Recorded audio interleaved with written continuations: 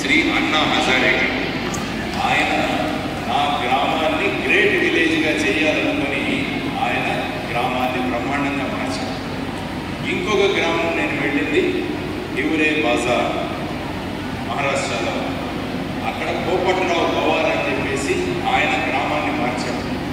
ఆయన ఏం చేశాడు, ముందు గ్రామంలో పడే ప్రతి వర్షపు చినుకు కూడా దాన్ని ఒడిసి పట్టుకున్నాడు.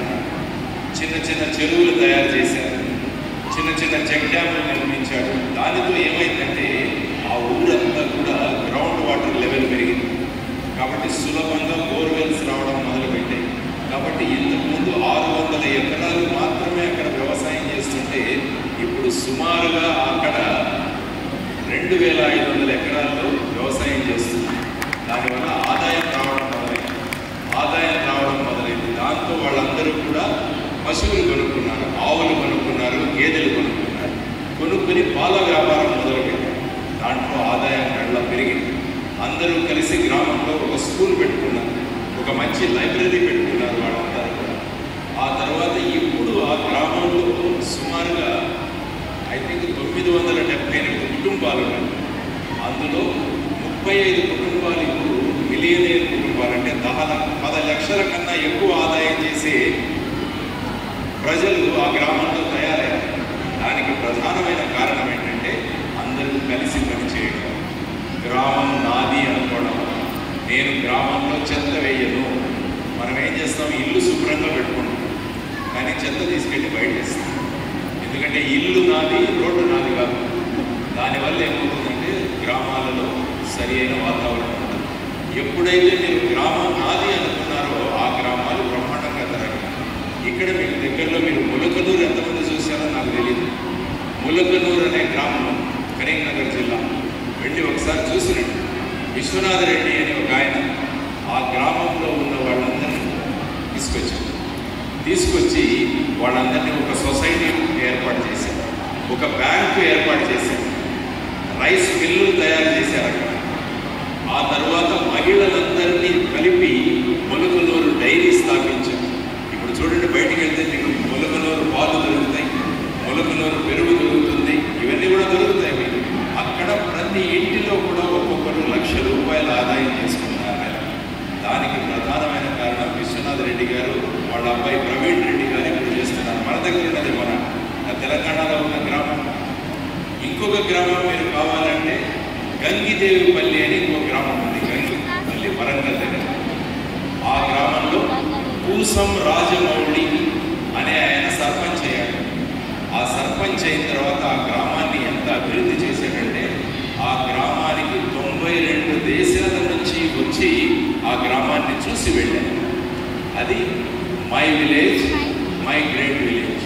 ఇలా నేను చెప్పుకుంటూ చాలా మరియపాలెం అని ఇంకోటి ఉంది, మరియపురం, అది కూడా వరంగల్ దగ్గరికి.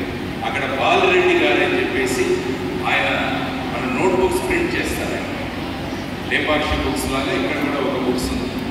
అది ఆయన ప్రింట్ చేసి ఆయన ఇంట్రెస్ట్ తీసుకొని ఆ గ్రామాన్ని బ్రహ్మాండంగా చేశారు. సో ఇలా చెప్పుకుంటూ పోతుంటే చాలా గ్రామాలు వస్తాయి. ఇప్పుడు మీరు అనుకోవాల్సింది ఏంటంటే నా గ్రామాన్ని నేను అభివృద్ధి చేసుకోగలనా లేదా అన్నది మీరందరూ ఆలోచించారు. పొద్దున ఈ పిల్లలు చెప్పారు, 26 జనవరి రోజు రిపబ్లిక్ డే రోజు ఈ పిల్లలు స్కూల్కి వెళ్ళరు. కరెక్ట్గా వీళ్ళు స్కూల్కి వెళ్ళరు, కానీ వీళ్ళు ఏ గ్రామం నుంచి వస్తారో ఆ గ్రామంలో ఫ్లాగ్ హాయిస్టింగ్ చేసి ఆ గ్రామంలో మన రిపబ్లిక్ డే గురించి ఏంటో అన్నది ఈ పిల్లలు చెబుతారు. చూడండి ఎంత చక్కగా ఉందో, కొత్త ఆలోచన. సో ఆ విధంగా ఎప్పుడైతే మనది అనుకుంటామో ఆ ప్రాంతాన్ని అభివృద్ధి చేసుకుంటాం.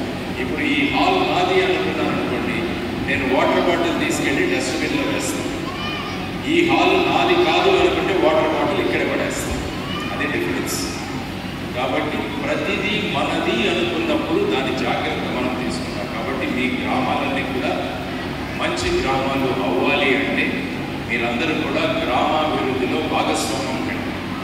గ్రామానికి నేను ఏం చేయగలను అని ఆలోచించండి. సాధారణంగా మనమంతా ఏమనుకుంటామంటే గ్రామం మాకేం చేస్తుంది అని మనం అడుగుతాం. కానీ మీరు అడగాల్సింది గ్రామం మీకేం చేస్తుంది కాదు, మీరు గ్రామానికి ఏం చేస్తున్నారన్నది ఎప్పుడైతే మీరు ఆలోచిస్తారో అప్పుడు అన్ని గ్రామాలు కూడా ఉత్తమ గ్రామాలుగా మారుతాయి. కాబట్టి మనం చేయాల్సింది గ్రామాన్ని శుభ్రంగా ఉంచుకోవడం, గ్రామాల్లో ఎటువంటి రోగాలు రాకుండా చూసుకోవడం, గ్రామాలలో వాళ్ళ ఆర్థిక స్థితిని మెరుగు చేయడం, గ్రామాలలో విద్య పెంపొందించడం, గ్రామాలలో మంచి ఆరోగ్యాన్ని సృష్టించుకోవడం, ఇవన్నీ కనుక చేయగలిగితే ప్రతి గ్రామం కూడా ఒక ఆదర్శ గ్రామం అవుతుంది. నేను యాక్చువల్గా పిహెచ్డీ చేస్తాను. మీరు అనుకోవచ్చు మీరు ఇన్ని గ్రామాల గురించి ఎలా మాట్లాడుతున్నారు. నేను ఒక పిహెచ్డీ చేస్తున్నాను బాంబే యూనివర్సిటీలో. నా టైటిల్ ఏంటంటే ఆదర్శ గ్రామాలను స్టడీ చేసి భారతదేశంలో ఉన్న అన్ని గ్రామాలు ఆదర్శ గ్రామాలు అవ్వాలంటే ఏం చేయాలి అన్నది నా పిహెచ్డీ ప్రాజెక్ట్. అందుకనే నేను ఎన్ని గ్రామాలకు వచ్చాను. కాబట్టి ఎప్పుడు సమయం దొరికితే అప్పుడు గ్రామాలకు వెళతాను, వెళ్ళి గ్రామస్తులతో మాట్లాడతాను. మీ గ్రామంలో ఉన్న కొత్త విషయాలు ఏమన్నా ఉంటే నాకు చెప్పండి అంటారు, వాళ్ళు నాకు చెబుతుంటారు. సో ఆ విధంగా మనం గ్రామాలను కనుక పరివర్తన చేయగలిగితే గ్రామాలు ఆదర్శ గ్రామాలుగా మారుతాయి. ఎందుకంటే భారతదేశం గ్రామాల్లో నివసిస్తుంది. భారతదేశంలో 6,12,000 గ్రామాలు ఉన్నాయి. ఈ 6,12,000 గ్రామాలని మనం ఆదర్శ గ్రామాలుగా మార్చగలిగితే భారతదేశం ఆదర్శ దేశంగా మారుతుంది.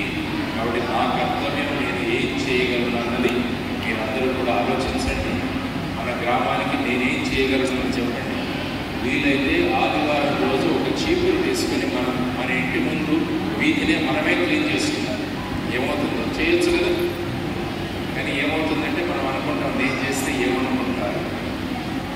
అలా అనుకోవద్దు. ఎప్పుడు కూడా ఏదైనా అభివృద్ధి ఒక తొలి అడుగుతోనే మొదలవుతుంది. ఆ తొలి అడుగు మీరు వేయండి. ఒక వారం ఎవరు రాదు, రెండో వారం మీతో పాటు ఇంకొకరు చీపురు తీసుకుని వస్తారు, మూడో వారం ఇంకో 10 మంది తయారవుతారు. ఒక నెల గడిచేసరికి మీ గ్రామంలో ఉన్న 25 మంది వస్తారు. ఎస్, మన గ్రామాన్ని మనమే శుభ్రం చేసుకుంటామని చెప్పేసి. కాబట్టి ఎక్కడో ఒక చోట మొదలు పెట్టాలి అన్న సంకల్పం మీలో ఉంటే ఎంతో చక్కగా మీరు అభివృద్ధి చేసుకోగలరు. గ్రామాలలో ఉన్న వ్యవసాయదారులందరూ కూడా ఒక గుంపుగా ఏర్పడండి. అందరూ కలిసి ఒక సంఘాన్ని ఏర్పాటు చేసుకోండి. మీరు పండించే పంటలంతా కూడా మార్కెటింగ్ చక్కగా చేసుకోండి. మీ అంతకు మీరే ఒక ఎరువుల షాప్ తెరవండి. మీ అంతకు మీరే ఒక ఫర్టిలైజర్ షాప్ పెట్టండి, ఒక పెస్టిసైడ్ షాప్ పెట్టుకోండి. మీలోనే ఒకరు అక్కడ కూర్చోండి. ఇవన్నీ చేసుకుంటూ వెళితే మన గ్రామాలను చాలా చక్కగా మనం మార్చవచ్చు. కొన్ని గ్రామాలలో ఏం చేశారంటే మనకు ఎలాగైతే పిల్లలకు హాస్టల్ పెడతారో అదేవిధంగా గ్రామాలలో ఉన్న పశువులు ఏవైతే ఉన్నాయో వాళ్ళకు కూడా హాస్టల్ పెట్టారు. అంటే పశువులన్నింటినీ వాళ్ళ ఇళ్ళ దగ్గర కట్టేసేది, ఈ హాస్టల్ దగ్గరికి వచ్చి కడతారన్నారు. కాబట్టి వాళ్ళు అక్కడే వచ్చి గ్రాసం వేసుకుంటారు, అక్కడే వాళ్ళు పాలు వెతుక్కుంటారు, అవన్నీ అక్కడే ఉంటాయి. సో ఈ విధంగా ఏమవుతుందంటే గ్రామంలో ఉన్న ఆవులు కానీ గేదెలు కానీ వీటన్నింటినీ కూడా ఒక హాస్టల్గా తయారు చేసుకున్నారు కొన్ని గ్రామాలు. కాబట్టి ఇలా మీరు చూసుకుంటూ వెళుతుంటే మీరు కావాలంటే ప్రతి ఆదివారం ఈనాడు పేపర్ కావచ్చు, ఇతర పేపర్లో ఒక్కొక్క గ్రామాన్ని గురించి రాస్తున్నాం. ఆ గ్రామం యొక్క గొప్పతనం ఏంటి అని అది ఒకసారి చదవండి. మీరు అది ఒకసారి చదవండి. ఆ గ్రామం యొక్క గొప్పతనం ఏంటి. ఒక్కొక్క గ్రామం ఒక్కొక్క రకంగా బ్రహ్మాండంగా వాళ్ళు ముందుకు వెళ్తున్నారు. సో ఇవన్నీ చదివి కనుక మనం ఆచరించగలిగితే ప్రతి గ్రామాన్ని కూడా ఒక ఉత్తమ గ్రామంగా మార్చవచ్చు. మా ఊరు గొప్ప ఊరు అన్న కాన్సెప్ట్ ఏదైతే మీరు అనుకుంటున్నామో దాన్ని అమలు చేయవచ్చు. లేకుంటే అది పేపర్లోనే ఉండిపోతుంది. పేపర్లో ఉండడం వల్ల ఎవరికి లాభం ఉండదు. పేపర్లో ఉన్న విషయాలను మనము మార్చి చూపించగలగాలి. ఎవరో ఒకరు దానికి ముందుకు తీసుకువెళ్ళాలి అన్న సంకల్పన కనుక మీలో ఉంటే బ్రహ్మాండమైన అభివృద్ధి చేసుకోవచ్చు.